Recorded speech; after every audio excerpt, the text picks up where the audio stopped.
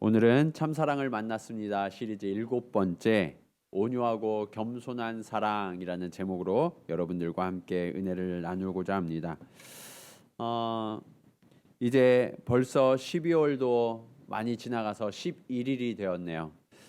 2022년도 한 해가 다 지나가고 있는데 우리가 올해 첫날 기도하면서 계획했던 것들 어떻게 여러분들 잘 이루고 계시나요?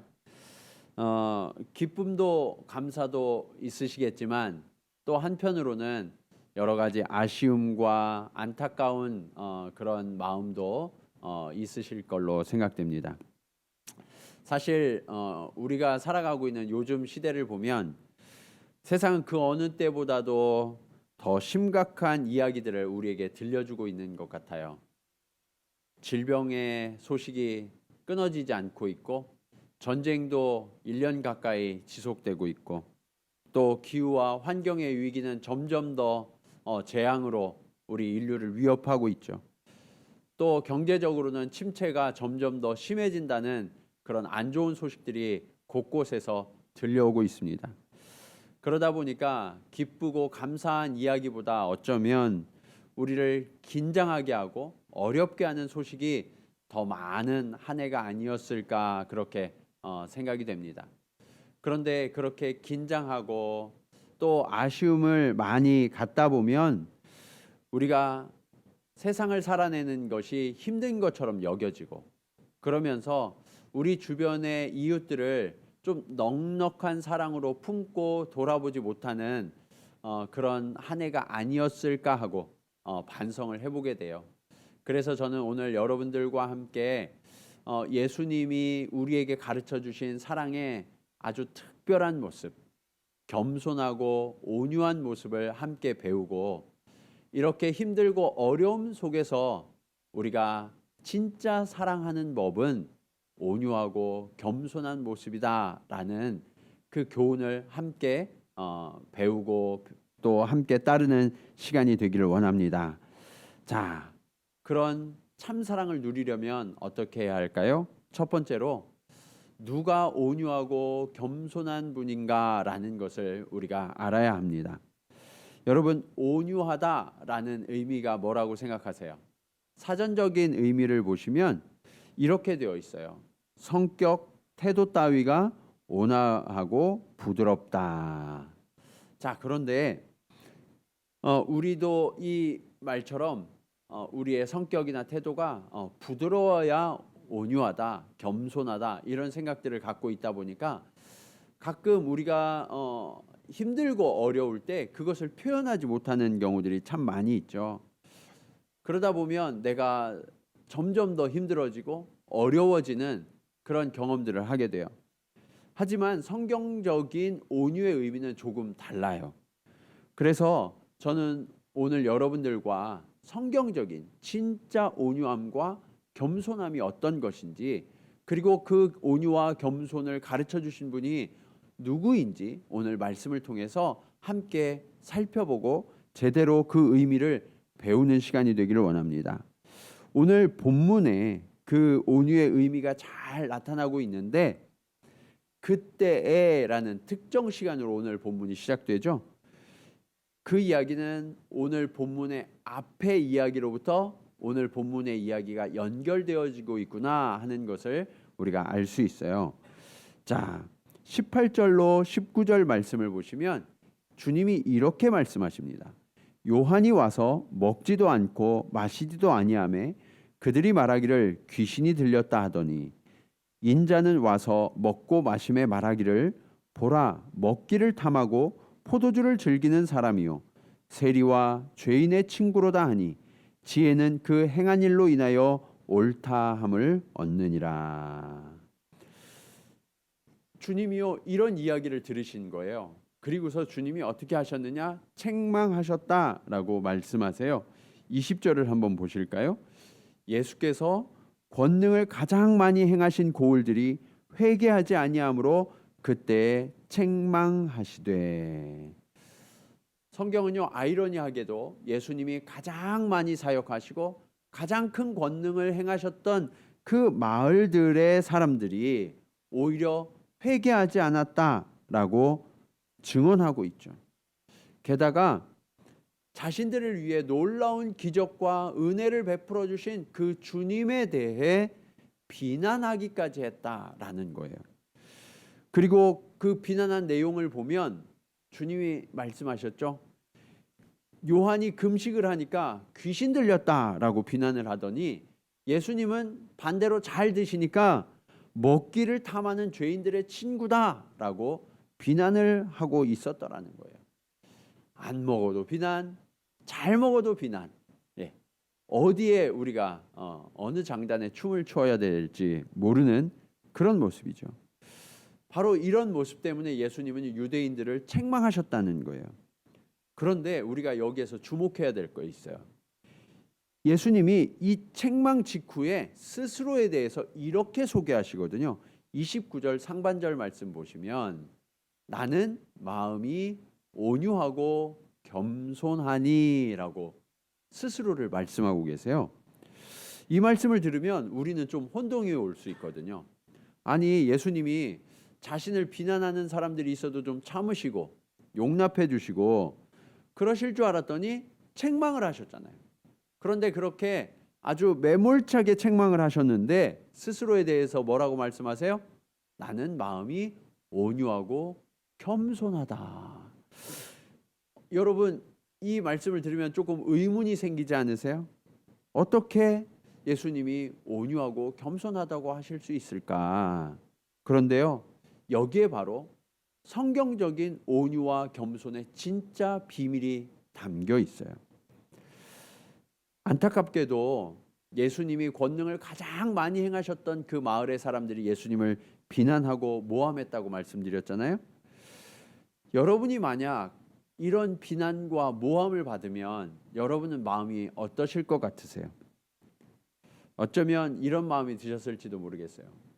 내가 이런 소리를 들으려고 이들을 위해 이렇게 사역하고 이렇게 겸손을 지키고 있나? 이러려면 내가 그만해야 되지 않을까라는 그런 마음이 들 수도 있을 것 같아요. 저라면 그럴 것 같거든요. 그런데 예수님은 어떻게 하셨냐? 그런 사람들의 거절과 배척에도 불구하고 인류를 구원하시려고 했던 그 하나님의 뜻, 그리고 예수님이 이 땅 가운데 오신 목적을 결코 흔들리지 않고 끝까지 이루어 내셨다는 거예요. 그것을 지속하실 수 있는 힘, 그게 무엇이냐? 그게 바로 겸손하고 온유함에 있었다라고 오늘 성경은 말씀하고 계시는 거예요. 그러니까 여러분, 온유함과 겸손함은 무조건적인 부드러움, 무조건적인 수용의 태도가 아니에요. 하나님 앞에 겸손하되 흔들리지 않고 끝까지 그 사명을 수행해내는 태도, 그것이 바로 온유함의 태도다라는 것을 말씀하고 있는 거죠. 이러한 모습이 잘 드러나고 있는 장면이 민수기 12장 3절 말씀에도 있어요. 이 말씀은 이렇게 소개하고 있습니다. 이 사람 모세는 온유함이 지면의 모든 사람보다 더하더라. 여러분, 예수님 말고 하나님께서 가장 온유함이 크다라고 칭찬하셨던 사람이 있는데 그 사람이 누구냐? 모세였어요. 그런데 어느 때 하나님이 이 말씀을 주셨냐면 모세가 이방 여인인 구스 여자와 결혼을 했거든요. 그러니까 누나 미리암과 형 아론이 비난을 하기 시작했어요. 하나님이 모세와만 말씀하시냐? 우리와도 말씀하시는데 저 사람 저렇게 하나님의 사람이라고 하더니 이방 여인을 취하는구나 하면서 비방하면서 리더십을 흔들기 시작했던 거죠. 그런데 바로 그때에 하나님이 모세를 뭐라고 평가하셨어요? 온 지면에서 지상에서 모세의 온유함이 가장 크다라고 말씀을 하셨던 거죠. 이때 온유하다라는 뜻의 히브리어가 아나우라고 하는데요. 이 아나우의 의미가 뭐냐면 곤란을 당하다, 괴롭힘을 당하다라는 뜻이 있어요. 그러니까 진정한 온유, 진정한 겸손의 의미는 고난 속에서 그 고난을 믿음으로 이겨낼 때 생겨나는 성품, 그것이 바로 온유와 겸손이다라고 말씀하고 있는 거예요. 오늘 주님도 그렇고요, 모세도 그렇고 비방 바로 다음에 이 아나우, 겸손, 온유가 나오고 있는데, 그것은 사람들은 비방하지만 하나님께 그 모든 것을 맡기고 주님의 뜻에 따르는 그러한 모습, 그것이 바로 겸손한 모습이고 그것이 온유한 모습이다라고 가르쳐주고 있는 거예요. 이사야 선지자는 예수님에 대해서 딱 특징지어서 뭐라고 말씀하고 있냐면 고난받는 종이다라고 말씀하고 있거든요. 예수님은 이 땅 가운데 오셔서 고난을 받으셨어요. 사람들이요 반대하고 핍박했거든요. 그런데 그런 고난에도 불구하고 하나님을 믿는 믿음으로 하나님이 맡겨주신 사명을 끝까지 감당해 내셨다는 거예요. 분노하거나 실수하지 않고 온유함으로 하나님을 신뢰하기 때문에 믿음으로 이 사명을 끝까지 감당했던 그 성품, 그것이 바로 온유와 겸손이다라고 성경은 가르쳐주고 계시는 거죠. 주님도 이러한 해석을 똑같이 말씀하고 계세요. 25절 말씀 보실까요? 그때 예수께서 대답하여 이르시되 천지의 주제이신 아버지여, 이것을 지혜롭고 슬기 있는 자들에게는 숨기시고 어린 아이들에게는 나타내심을 감사하나이다. 이때 주님께서 하나님을 부르신 호칭을 보면 천지의 주제이신 아버지여라고 부르고 계시죠. 사실 예수님은요, 하나님과 함께 계셨고 온 우주 만물을 같이 창조하신 하나님이시죠. 그런데 예수님은요, 스스로를 겸손히 낮추셨어요. 그리고 인간의 몸을 입고 이 땅에 오셔서 뭐라고 부르세요? 천지의 주제이신 아버지여라고 겸손히 부르고 계셨던 거예요. 그런데 예수님이 보니까 이 땅에 살아가는 사람들은 스스로가 지혜롭고 슬기 있다고 생각하는 사람들이 있다는 거예요.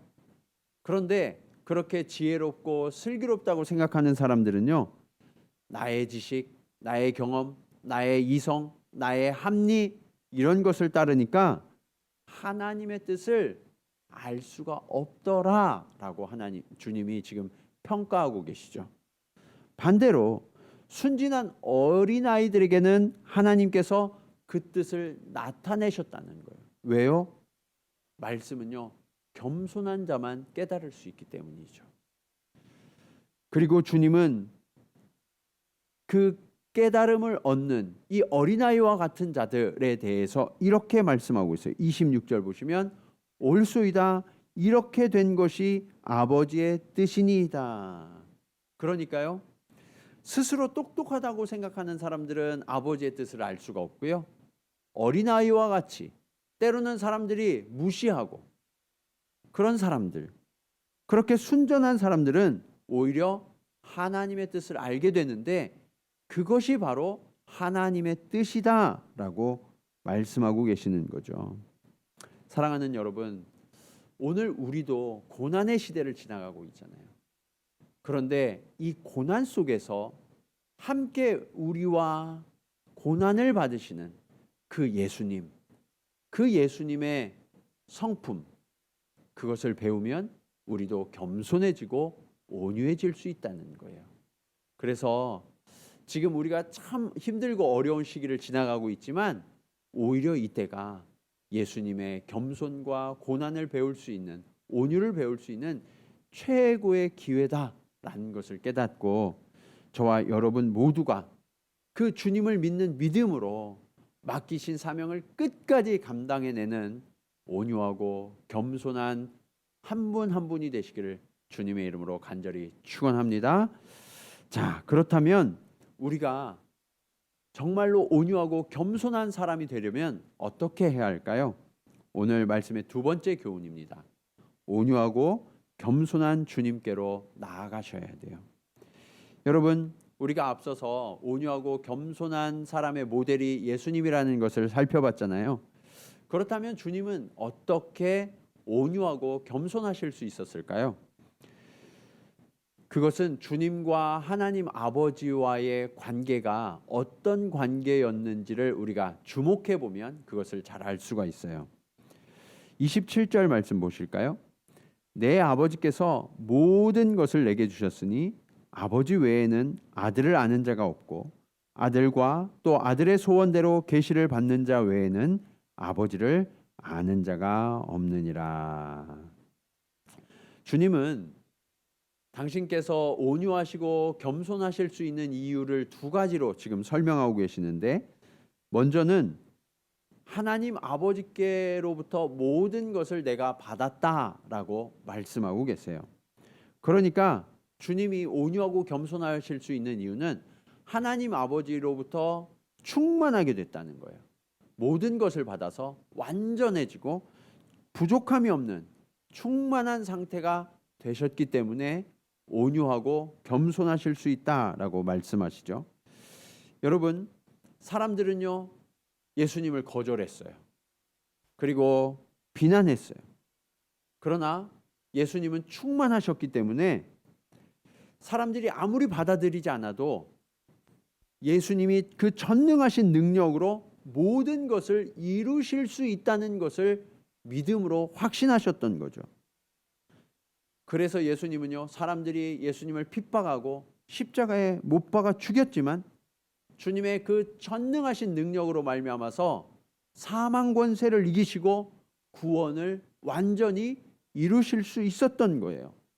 그리고 부활하신 주님은 저와 여러분에게 영생의 약속을 허락해 주셨죠.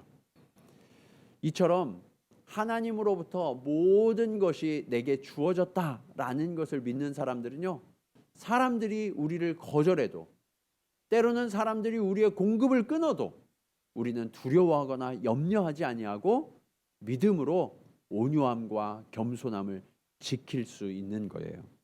자, 두 번째로 예수님께서 온유하고 겸손하실 수 있던 이유는 무엇일까요? 그것은 바로 하나님과 주님이 서로를 완전하게 알고 이해하고 계셨다라는 것을 통해서 알 수 있어요. 여러분, 사람들이 비난하면 우리는 다른 사람들도 나를 오해할까 봐 염려하고 걱정할 수 있거든요. 그런데 예수님은요, 사람들이 아무리 비난해도 하나님과의 관계가 완전하니까, 하나님이 예수님을 너무나 정확하게 알고 계시니까 하나님이 나를 오해하실 그런 이유가 전혀 없다라는 것을 알고 계셨죠. 그러니까 예수님이 염려하지도 두려워하지도 않고 또 모든 것이 합력해서 선을 이루실 것을 신뢰했기 때문에 어떤 상황에도 흔들리지 않고 하나님이 맡겨주신 사명에만 집중하실 수가 있으셨던 거예요. 그래서 여러분, 예수님은 하나님과의 관계 속에서 이미 모든 것을 아시는 전지하심과 모든 능력이 충만한 전능하심을 이루고 계셨기 때문에 사람들이 아무리 반대하고 거절해도 그 예수님의 사명이 흔들리지 않고 이루어지실 것을 신뢰하실 수 있었고요.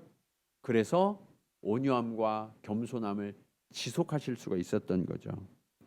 그래서 여러분, 저와 여러분도요, 사람이 아무리 거절하고 아무리 우리를 힘들게 해도 또 환경 때문에 우리가 낙심한다 할지라도 여러분, 주님이 하나님과의 온전한 관계를 이루신 것처럼 우리도 하나님과의 온전한 관계만 이룰 수 있다면 우리도 결코 흔들리지 않는 믿음의 경주를 끝까지 달려갈 수 있다는 거예요. 그리고 그 주님께서 저와 여러분을 향해 이렇게 초청하세요. 28절 말씀 보실까요? 수고하고 무거운 짐진 자들아 다 내게로 오라. 내가 너희를 쉬게 하리라. 여러분, 우리는 힘에 겨우면 종종 온유함과 겸손을 잃어버릴 때가 있어요. 그런데 그럴 때 우리가 주님께 나아가서 참된 안식을 누리면 우리는 다시 힘을 얻게 되고, 그러면 온유함과 겸손함을 지속할 수 있을 것이다 라고 주님이 지금 말씀하고 계시는 거예요. 그러니까 여러분, 저와 여러분도 주님처럼 하나님과의 관계가 바른 관계가 되면 주님이 주시는 능력도 충만해지고, 그리고 주님이 우리를 충분히 안식해 주시니까 안정한 상태가 되겠죠. 그 상태가 되면 우리도 항상 온유하고 겸손한 그런 모습을 유지할 수 있다는 거예요. 반대로 저와 여러분이 온유하지 못하고 겸손하지 못하면 지금 저와 여러분이 하나님과의 관계에서 무언가 틀어져 있거나 문제가 일어나고 있구나 하는 사인일 수 있어요. 그래서 오늘 우리가 하나님 앞에 드리는 예배, 기도, 찬송, 이 모든 것이 너무너무나 중요한 거예요. 그래서 여러분, 이 코로나 시대에도 우리가 포기하지 아니하고 하나님 앞으로 나아오셔야 돼요. 그래서 그 하나님으로 충만해지면, 그리고 하나님의 그 전능하신 힘을 입으면 우리가 온유함과 겸손함으로 하나님이 맡겨주신 사명을 끝까지 감당할 수 있게 된다라고 주님은 약속하고 계세요. 자, 그러면 그렇게 하나님이 우리를 안정시켜 주시고 우리를 충만케 해주신다고 약속하셨는데, 우리는 어떻게 그 하나님이 주시는 이 선물들을 얻을 수 있을까요? 오늘 말씀의 마지막 교훈입니다. 우리가 온유하고 겸손한 주님께 배우셔야 돼요. 좋은 거는 알았는데 그것을 제대로 배우지 못하면 그것을 소유할 수가 없거든요. 그런데 주님은 뭐라고 말씀하셨냐면 내게로 오라 초청하시면서 내게 배우라 라고 말씀하고 계세요. 29절 말씀 보실까요? 나는 마음이 온유하고 겸손하니 나의 멍에를 메고 내게 배우라. 그리하면 너희 마음이 쉼을 얻으리니. 그런데 여러분, 예수님께 배우는 방법이 조금 독특해요. 어떻게 배우라고 말씀하세요? 멍에를 메고 배우라. 주님의 멍에를 메야만 배울 수 있다라고 말씀하고 있죠. 멍에가 뭐예요? 소나 나귀의 등에 짐을 싣거나 아니면 그 농기구를 끌도록 하는 그 나무 막대기, 그것이 멍에예요. 그리고 성경에 보면 노예나 전쟁 포로들, 그들의 목에도 이 멍에를 매서 그들이 도망가지 못하고 주인의 뜻에 순종하도록 하는 도구가 있었거든요. 그게 멍에예요. 오늘 말씀은 아무래도 이 노예들이 목에 메고 있는 그런 멍에를 말씀한다고 볼 수 있겠죠. 근데 주님은요, 아이러니하게도 저와 여러분에게 이 종의 멍에를 메고 주님께 배울 때 우리가 진정한 쉼을 얻게 된다라고 말씀하고 계세요. 그러니까 종이 되어야 한다는 거예요. 네, 안식을 얻으려면 종이 되어야 한다. 이게 무슨 의미일까요? 로마서 6장 17절 18절은 그 의미를 잘 설명해 주고 있어요. 하나님께 감사하리로다. 너희가 본래 죄의 종이더니 너희에게 전하여 준 바 교훈의 본을 마음으로 순종하여 죄로부터 해방되어 의에게 종이 되었느니라. 여러분, 뭐라고 말씀하세요? 저와 여러분이 원래는 죄의 종이었대요. 그런데 우리가 주님의 진리의 말씀에 순종하게 되면 그때 어떤 일이 일어나느냐? 죄로부터 해방되고 의의 종이 되었다라고 말씀하고 계시는 거예요. 그러니까 종이 된다는 것은 그냥 단순히 노예가 되어서 굴복한다는 그런 의미가 아니라 우리가 어디에 소속되어 있느냐라는 것을 말씀하시는 거예요.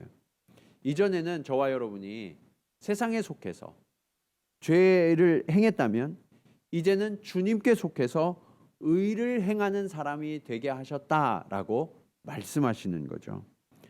종들은 주인의 뜻을 따라야만 되잖아요. 그래서 저와 여러분이 예수 그리스도를 주인으로 섬기면 당연히 예수 그리스도의 뜻을 따라서 의를 행해야 되고, 그때부터는 죄와 그 결과로 오는 심판과 벌로부터 해방되니까 우리의 마음에 두려움이 사라지고 평안이 오고, 그리고 세상에서 쉬지 못하고 달려가는 그 삶을 내려놓고 주님이 주시는 안식과 쉼을 누리게 된다라고 약속하고 계시는 거예요.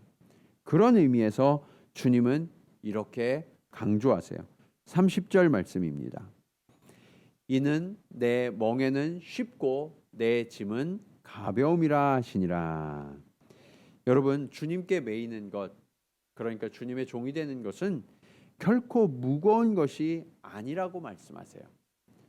믿지 않는 분들이나 또는 심지어 믿는 분들 중에도 신앙생활을 하는 것은 제약이 너무 많고 내가 즐거움을 포기해야 되는 일들이 너무 많아서 이게 무거운 짐을 지는 것과 같다라고 생각하시는 분들이 꽤 많더라고요. 그런데 여러분, 그것은 착각이에요. 왜냐하면 세상의 것들이 사실은 우리를 죄에 속하게 하고 우리를 무겁게 하는 건데, 우리는 속아서 세상의 것들이 즐거움을 주는 것이고 주님이 주시는 그 멍에가 무거운 것이다 라고 속고 있기 때문이죠. 그렇게 속고 있으면 어떤 문제가 생기냐면, 주님이 내게로 오라, 내가 너희를 쉬게 하리라 라는 초청이 잘 들리지 않아요. 그리고 그것이 들린다 하더라도 나아가고 싶은 마음이 생기질 않겠죠. 여러분, 주님의 초청에 응해야만 우리는 진짜 안식을 누릴 수 있고요, 진짜 짐이 가벼워질 수 있는 거예요. 그것을 어떻게 알 수 있냐면 한 40 넘으신 분들, 그런 분들은 고향의 부모님을 생각하시면 어떤 마음이 드세요? 뭐 여러분들은 대부분 이제 고국을 떠나와서 이렇게 멀리 계시니까 고향의 부모님 이야기만 들어도 너무 푸근하고 좋으실 줄로 알아요. 근데 여러분, 어렸을 때 한번 생각해 보자고요. 우리가 어렸을 때 부모님이 좀 이렇게 잔소리도 많이 하시고 때로는 규제도 많이 하시고 그러면 어때요? 그게 너무 싫고 내가 집을 좀 빨리 벗어났으면 좋겠다, 그렇게 생각하시는 분들도 계셨죠. 그런데 여러분, 그렇게 그때는 그 부모님의 잔소리가 싫고 주님 곁에 있는 것이 불편하게 느껴졌는데, 나이가 들면서 아버지, 어머니의 마음이 점점 깨달아지지 않으세요? 그러면서 부모님의 말씀들이 괜한 잔소리가 아니라 어떻게든 나를 지켜주시고 나를 바른 길로 인도하려고 하셨던 그 어머니, 아버지의 노력이었구나, 몸부림이었구나 하는 것이 깨달아지지 않으세요? 이것이 깨달아지면요, 그 다음부터는 부모님의 집에 들어가는 것보다 더 편한 게 없어요. 부모님의 집에 가면 별다른 것을 하지 않아도 마음이 편안해지고 그곳에서 쉼을 누리게 되죠. 여러분이 고향을 가는 이유가 바로 거기에 있어요. 그런데 우리 아버지의 집, 우리 아버지를 만나는 그 예배의 순간들, 그것이 무거운 짐이 될 수 없지 않을까요? 주님은 그렇게 저와 여러분을 초청하고 계세요. 진정한 안식, 참된 자유, 하나님만이 주실 수 있는 완전한 충만한 상태, 그것을 주님이 저와 여러분에게 허락해 주시겠다라고 약속하고 계세요. 그리고 여러분, 그 완전한 충만함을 누릴 때, 그때 비로소 우리는 진정한 겸손함과 진정한 온유함을 할 수 있는 그런 여유가 생겨나게 되는 거예요. 성경은 저와 여러분이 예수님을 바로 믿고 따를 때 사람들은 예수님을 거절했듯이 저와 여러분도 거절하고 때로는 모욕한다고 말씀하고 계세요.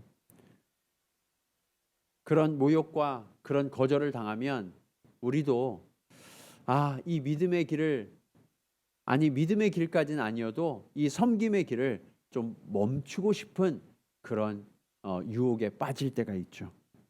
그때 우리가 주님과 바른 관계에 있나라는 것을 다시 한번 회복해 보시기 바랍니다. 생각해 보시기 바랍니다. 그리고 그 주님이 주시는 충만함, 주님이 우리를 이끌어 가시는 그 전능하신 능력, 그것을 우리가 온전히 믿을 수만 있다면 우리는 그 주님 때문에 조금 더 넉넉해질 수 있고요. 그리고 여유가 생길 수 있어요. 그러면 그 넉넉함으로 우리는 온유함과 겸손함을 지켜낼 수 있고요. 주님이 저와 여러분들에게 허락하신 이 믿음의 경주를 끝까지 달려가게 될 줄로 믿습니다.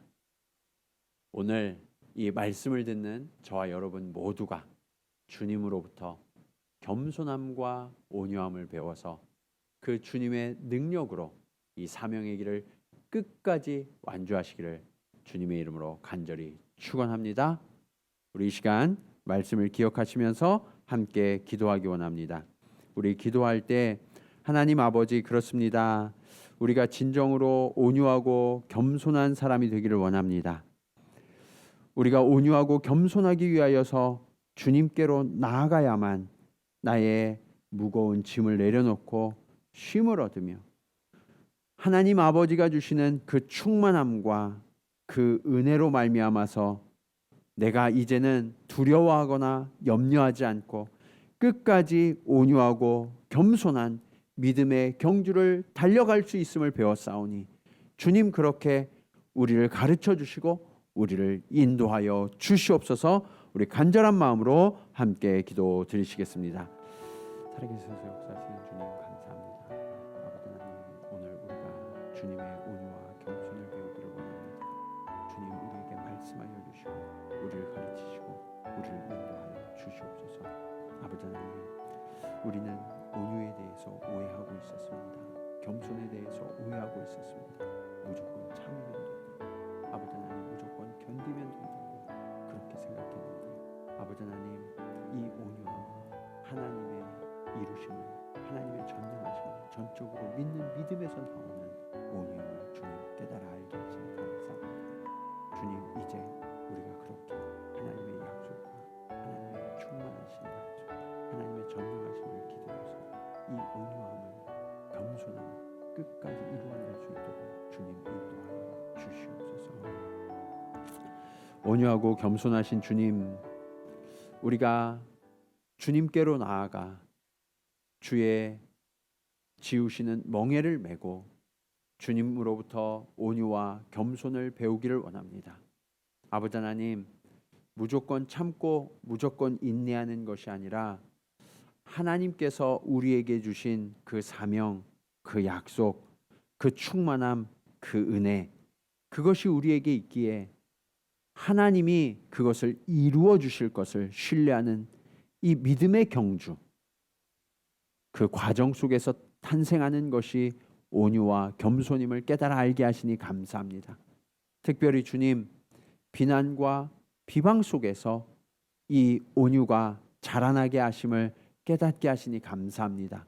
아버지 하나님, 주님이 그러셨던 것처럼 모든 것을 하나님 앞에 의탁하며 우리가 믿음으로 사명에 집중하겠사오니 주님, 그렇게 우리를 가르쳐 주시고 인도하여 주시며 주님의 온유와 주님의 겸손을 더하여 주시옵소서. 그래서 주님, 우리 온 교회가 온유와 겸손을 배워 하나님이 우리에게 맡기신 이 사명을 끝까지 감당하는 축복의 공동체, 사명의 공동체, 온유와 겸손의 공동체가 될 수 있도록 주님 역사하여 주시옵소서. 이제는 이 땅 가운데 오셔서 온유와 겸손의 본이 되신 예수 그리스도의 은혜와 아버지 하나님의 크신 사랑하심과 성령님의 감화감동 교통하심이 오늘 주님께로 나아가 주님이 가르쳐 주신 온유와 겸손을 배우며 또 나의 멍에를 메고 종이 되어서 주님이 우리에게 명령하신 그 사명을 끝까지 온유함으로 겸손함으로 감당하기로 결단하며 나아가는 사랑하는 성도들의 걸음걸음 위에 또 우리 동경 지구촌교회 사명의 길 위에 이제로부터 영원토록 함께 하시기를 간절히 축원하옵나이다. 아멘.